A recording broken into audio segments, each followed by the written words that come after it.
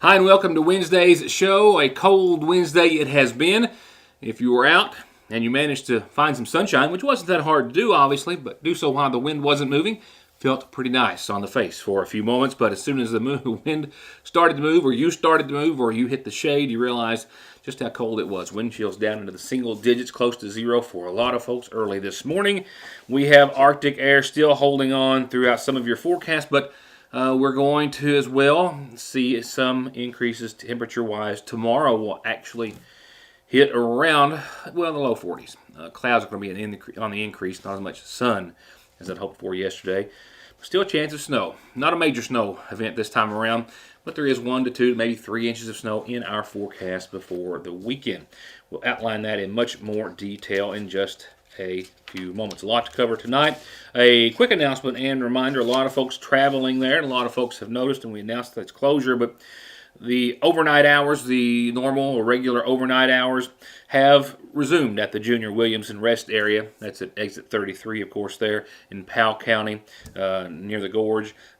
Due to staffing issues and some facilities having to be closed as such, they have been working on alternate hours, or staffed and open for alternate hours for the past couple of weeks. And now the building is back open 24 hours a day to anyone.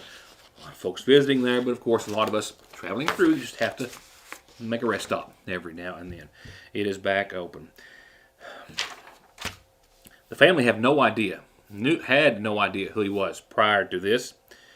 The young girl thought maybe it was a family member who had just crawled into the bed to snuggle up or say goodnight or something of that nature. Indeed, it was a strange man, the age of 45, who had gained entry to the home and then made his way quietly into the teenager's bedroom. He has now been arrested, so far facing charges of burglary and fleeing police, as well as others. According to arrest citations, Paintsville police responded to a call of a man who had made his way into the teenager's bedroom.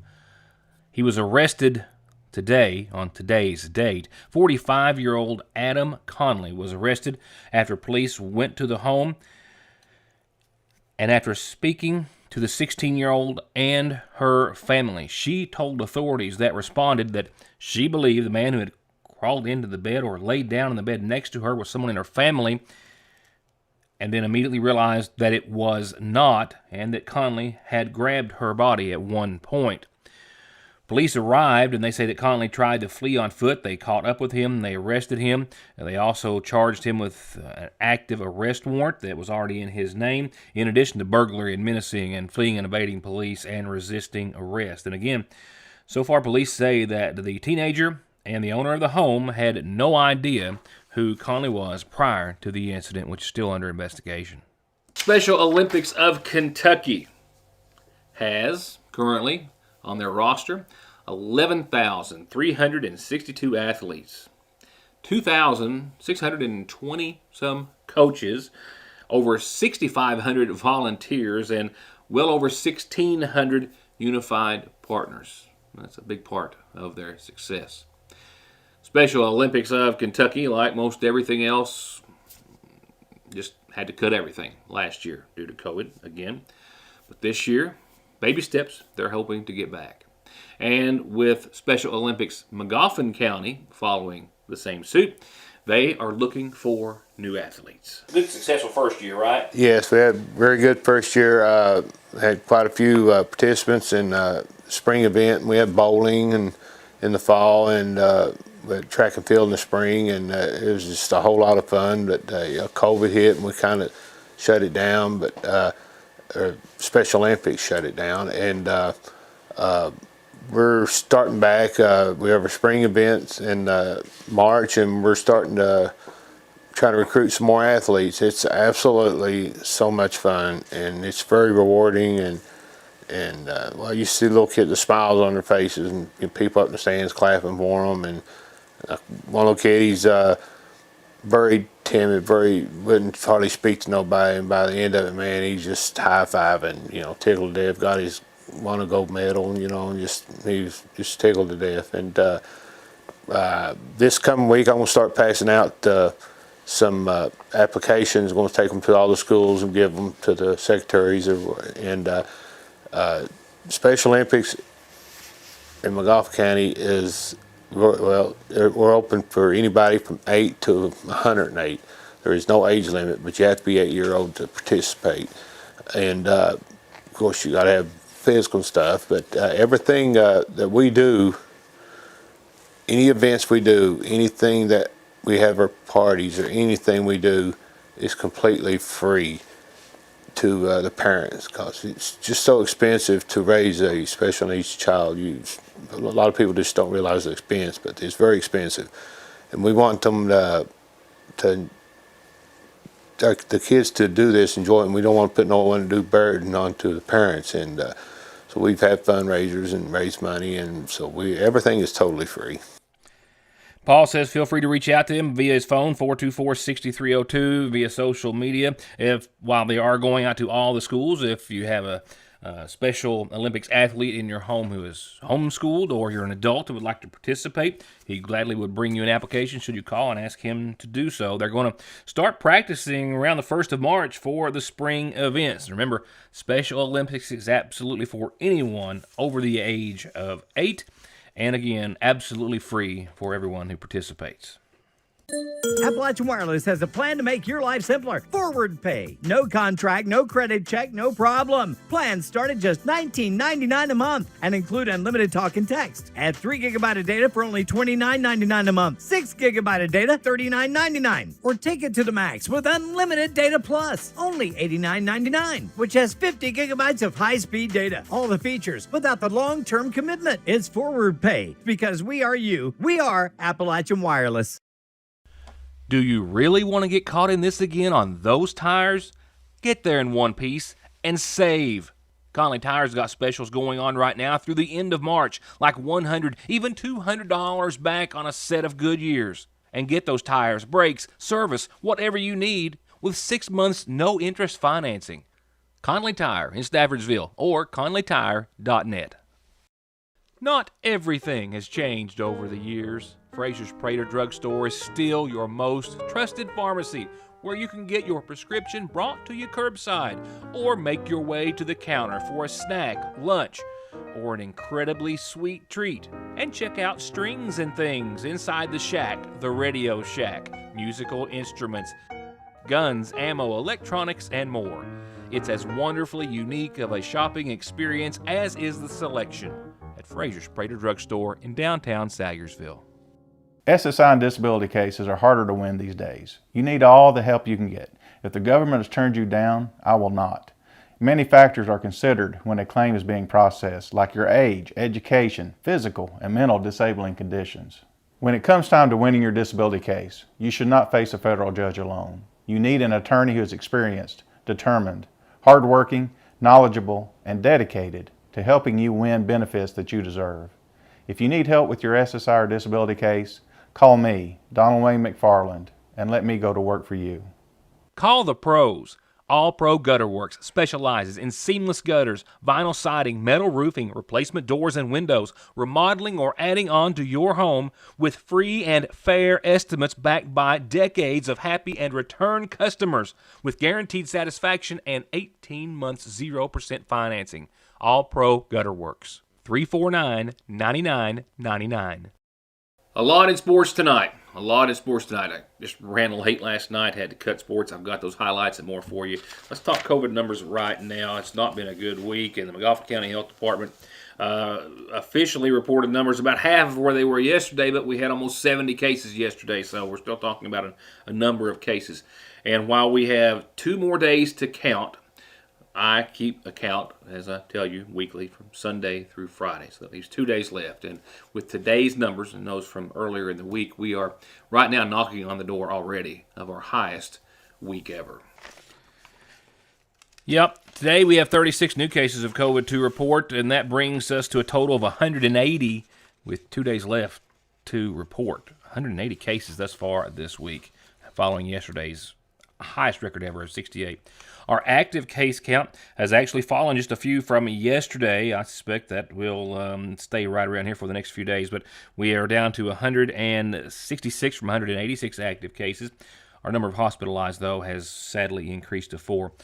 We know, and I spoke to our public health director, Mayor Pete Shepard, earlier today at length about this. We know that our death toll is continuing to rise. We've lost some relatively young people here, and due to, at least in part, to COVID here as of late, and many others. And he hopes to get me a firm number on that. He's reached out to the state today and asked him to give him an accurate number. Our hospitalizations have gone up to 4 as well at this time. Sports in a moment. Right now, tonight's McGoffin Farm Bureau community calendar, and a lot happening on our community calendar.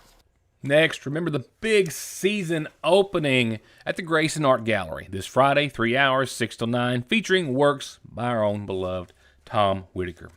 His works will be on display for several days until the middle of February, but the big event is this Friday. Laid Back Country Picker, Luna from Luna and the Jets will be there for some entertainment.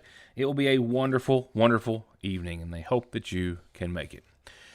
A big event coming up here in Sagersville. Over 30 vendors registered. Children's boutique clothing, monogrammed items, arts, crafts, candles, baked goods, Rada, Pampered Chef, home decor, wood crafts. There will be concessions there, and all proceeds and donations that are taken will go to support Project Graduation, the one-stop Cupid shop, perfect for Valentine's Day for anyone on your list. That is Saturday, February the 5th, 9 to 4 at the Lloyd M. Hall Community Center. A reminder from our friends over at the Water into Wine Food Pantry, Senior Pantry Day is tomorrow, 12:30 until noon. Clients in the waiting list can pick up remaining commodity boxes for those that are left after 2 o'clock.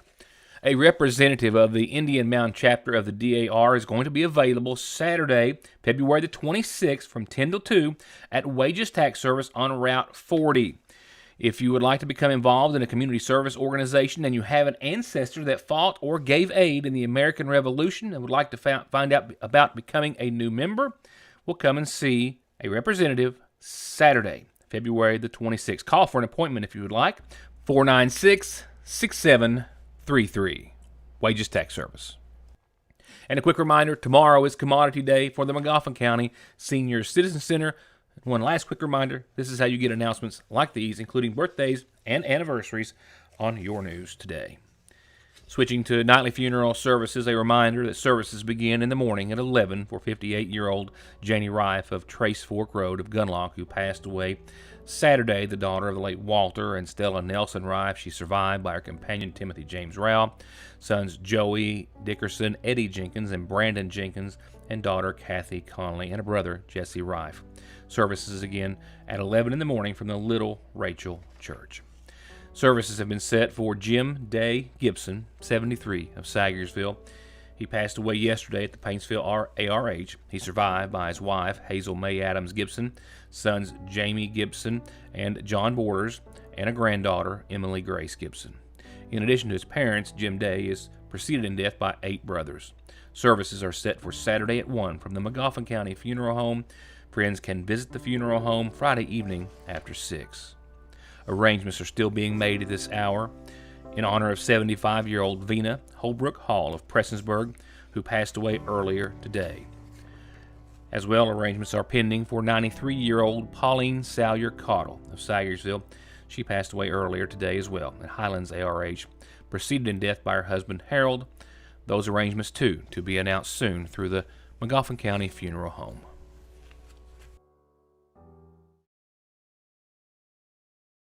Parkway Pharmacy, as always, promises the quickest service with the very best care and prices, and to always have someone there to talk to when you have a question. With 3 pharmacists, curbside, drive-through, and call-ahead service.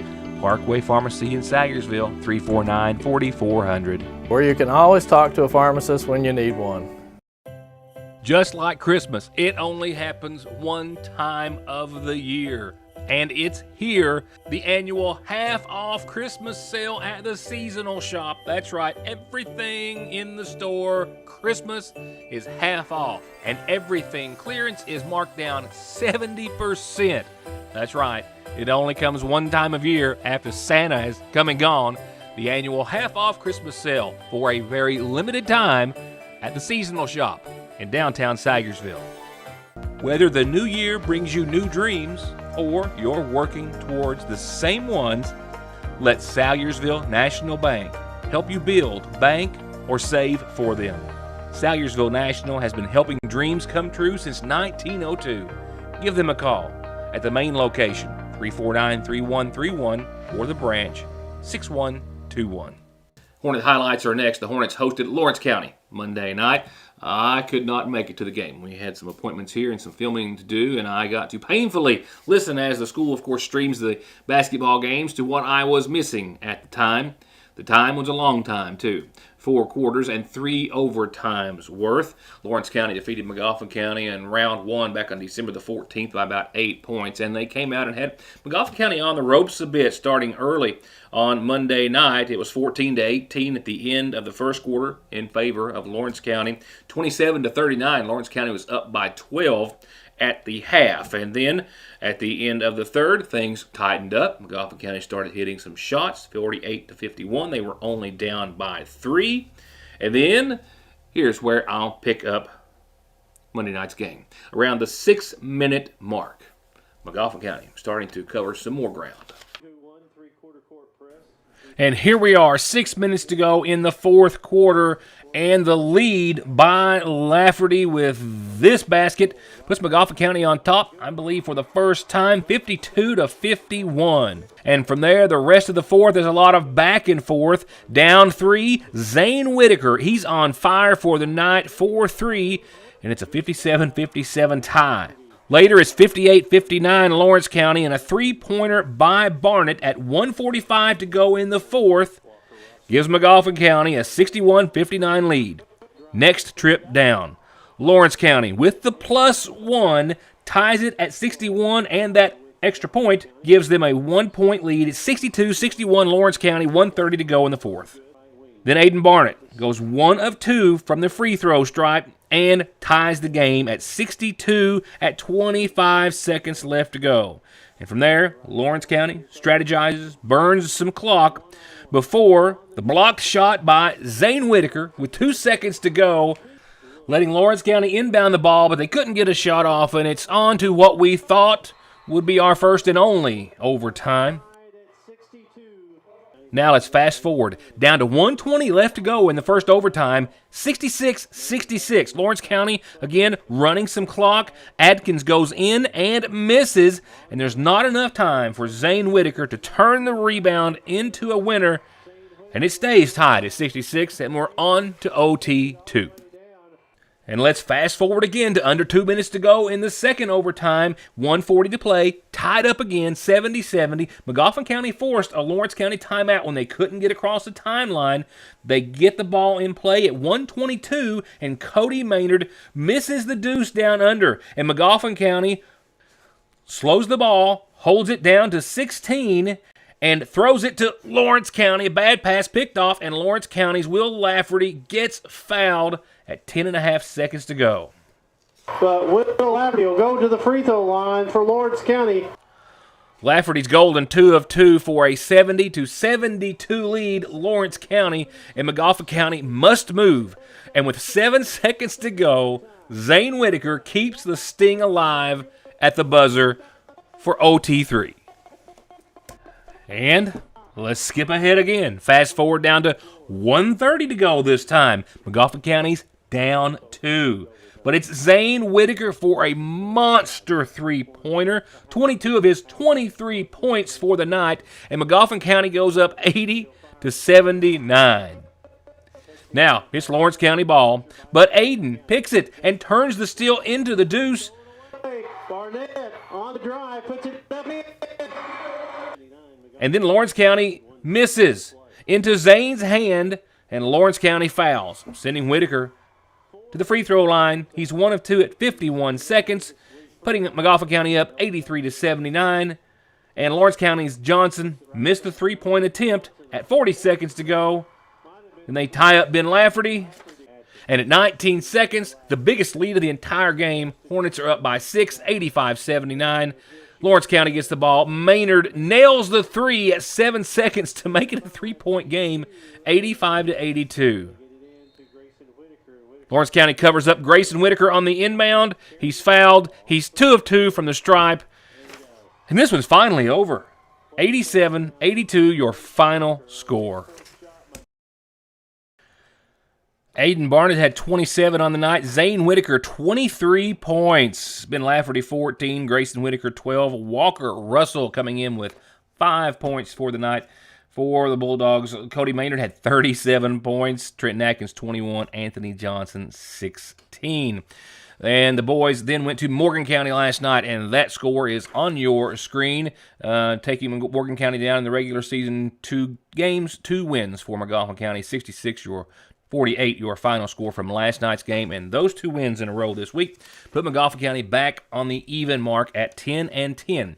0-4 in the 57th District, but nevertheless, they're back even as far as 15th Region basketball is concerned, and it puts them on the road at Perry Central this Friday night. Now, as for the Lady Hornets, nothing new since my last update except for a schedule change. They've been trying to get in a game against Breathitt County, I think last night and tonight, and it's been pushed off. They are right now. I spoke with Coach Williams earlier, and they are hosting Breathitt County tomorrow here at home, 7:30 for the Lady Hornets, who picked up a win most recently against Phelps, 44-34. And again, back here at home tomorrow night, hosting Breathitt County. Hope to see you in the stands.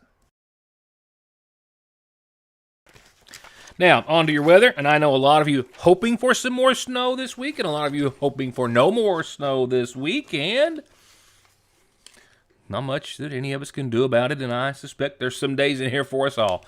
Another cold end to this one, though, tonight at 12 degrees for tonight. Clear skies, calm winds, fortunately, 12 degrees. We will see temperatures tomorrow, though, increase out and ahead of us next system. It starts giving us snow late tomorrow night during the overnight. We'll hit into the mid-40s, I think, tomorrow. Clouds will be on the increase. I hope to see a little sun early, but clear skies will start to give way to increasing clouds. And a 30% chance of snow, but this is late tomorrow night. Technically 3-4 in the a.m. into your Friday. Could be enough to, cause some travel problems. Certainly Friday morning, have some effect on classes. Yes, indeed. And temperatures are short-lived at 44 tomorrow. And snow chances increase into your Friday. So 44 tomorrow, nothing but a increasingly cloudy day. Snow during the overnight, early morning hours Friday, continuing into your Friday. Right now, National Weather Service has around an inch of accumulation for us for your Friday in totality. Some folks giving 1 to 3, and that's still very plausible and very possible, and I'll tell you more when I see you back here 24 hours from now. So, now, nighttime lows. Well, we'll see 28 tomorrow night. As for Friday, we're only going to hit 35. We're back down to 12 that night, and that Arctic air, it makes another run at us. As you saw Saturday, 26 degrees at best, mostly sunny, 11 that night. Latter half of your weekend, we rebound, and we get on a little roller coaster here, a little bit of a ride that we like. 40 sunny on your Sunday, 45 mostly sunny on your Monday. Dare I say 55 degrees on your Tuesday. Wednesday, I left that there at 41 and 27. I'm a little optimistic, though. We might see those 50s hang around for another day or so before we get back to another possibly snowy pattern, or at least a more wintry one. But 55 Tuesday is something to look forward to. And that's it. That's my time. Thank you for being a part of it. I'll see you back here tomorrow night, hopefully with a copy of tomorrow's edition of the Sagersville Independent in your reach. Good night.